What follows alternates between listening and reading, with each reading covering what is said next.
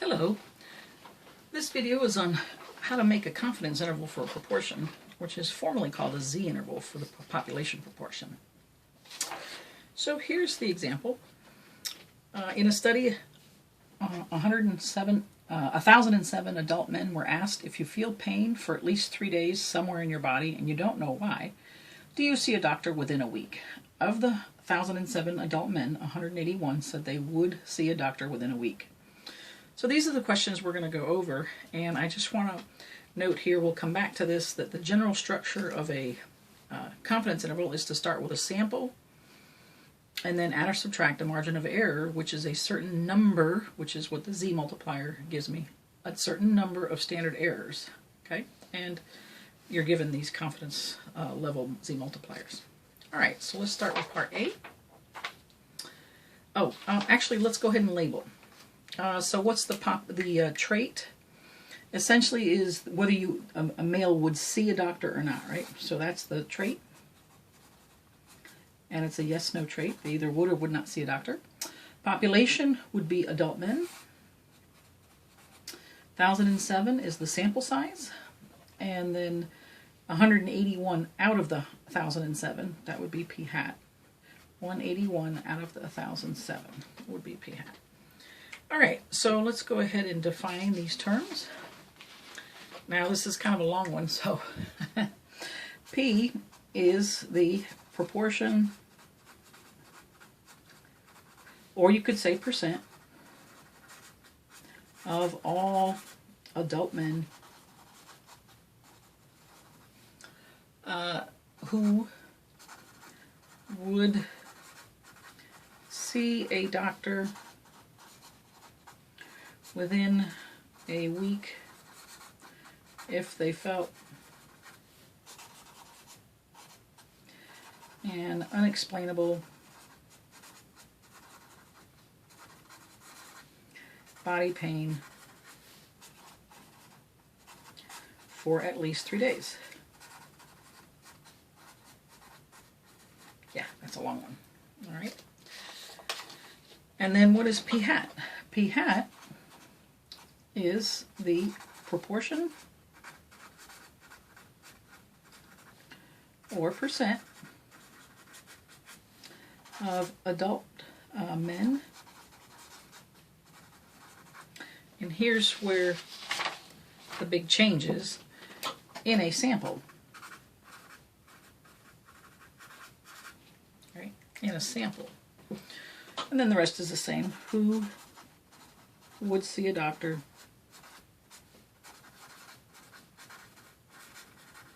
within a week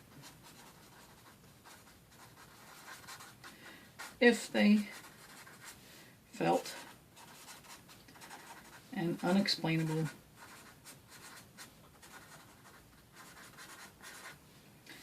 body pain for at least 3 days. Okay. All right. Now, verifying conditions and assumptions to make sure that we can actually say that the samples will be normally distributed and therefore it makes sense to make a confidence interval. So independent, 1 adult man who would see a doctor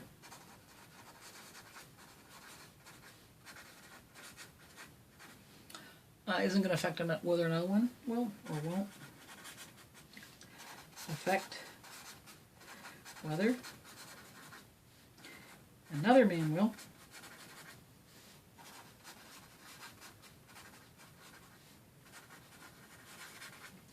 Or you could say N equal to 1,007 is less than 10% of all adult men. Okay. Then representative sample. Well, let's see, we are told that 181 men, basically, would see a doctor. And that's greater than or equal to 10. And so now if you take the 1,007 minus the 181, you're going to get 826 who wouldn't. That's, of course, way more than 10. And it doesn't say it was randomly sampled, that the 1,007 men were randomly sampled. So we'll say assume random sampling. Okay?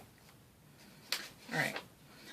Now, let's go ahead and construct the 98% confidence interval. Let me kind of bring back this, though.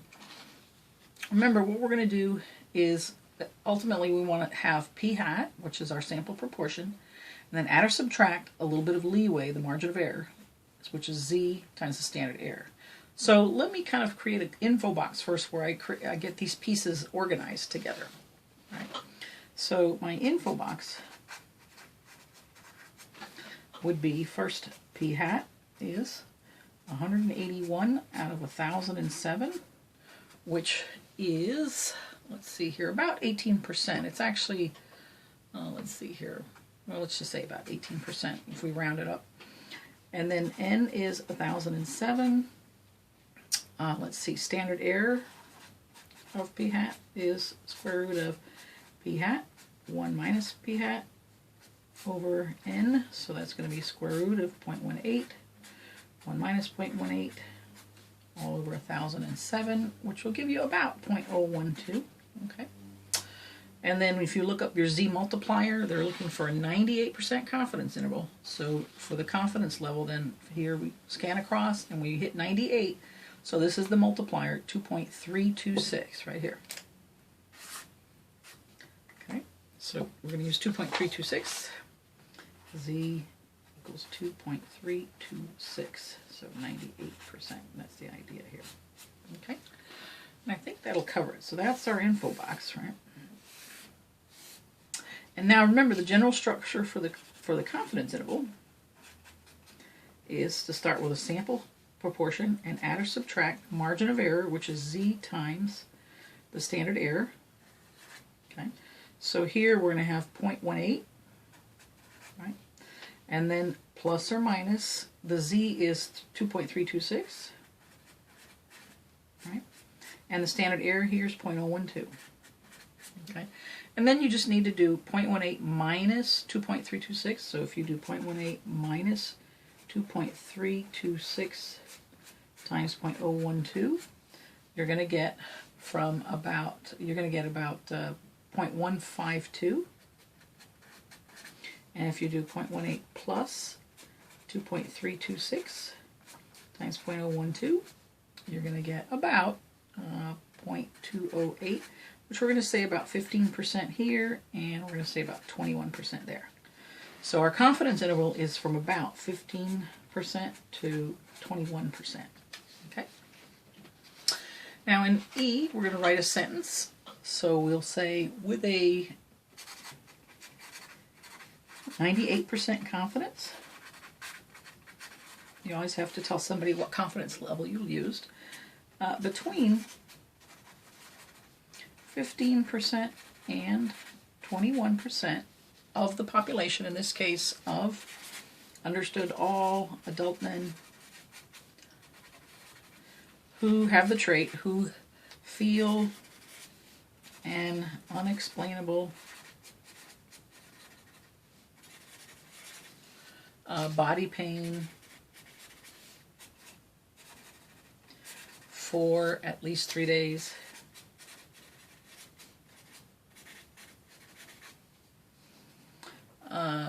Would go see the doctor.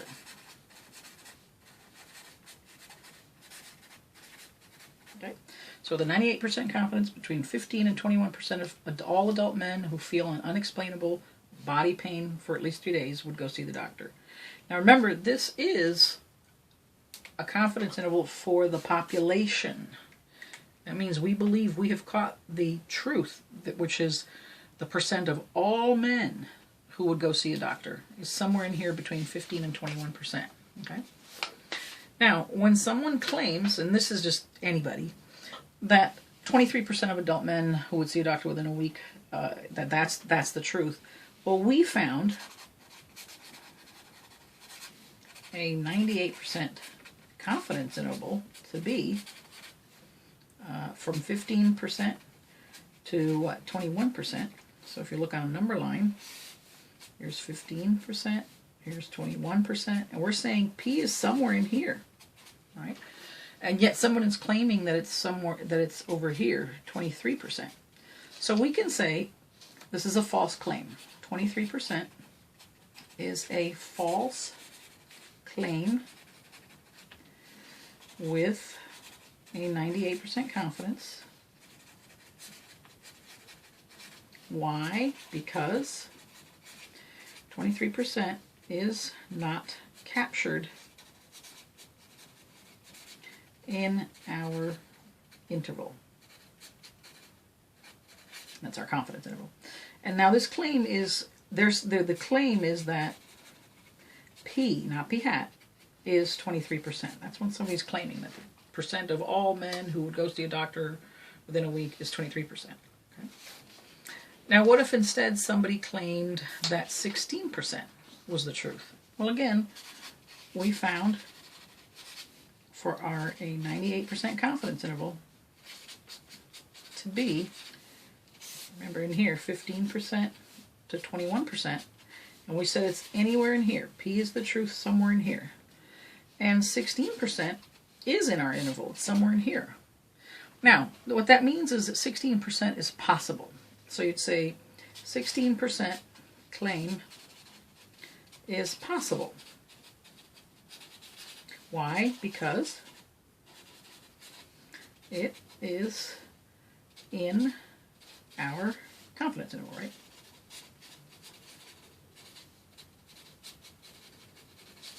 Now this, of course, it's possible with what? With a 98% confidence. Okay.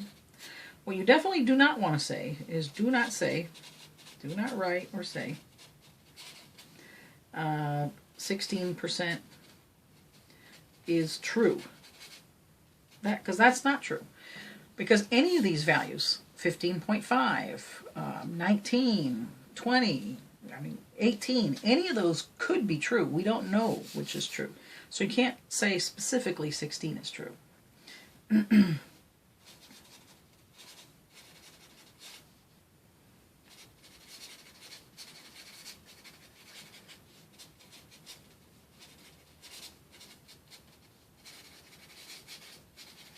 Okay? All right. Thanks so much for listening.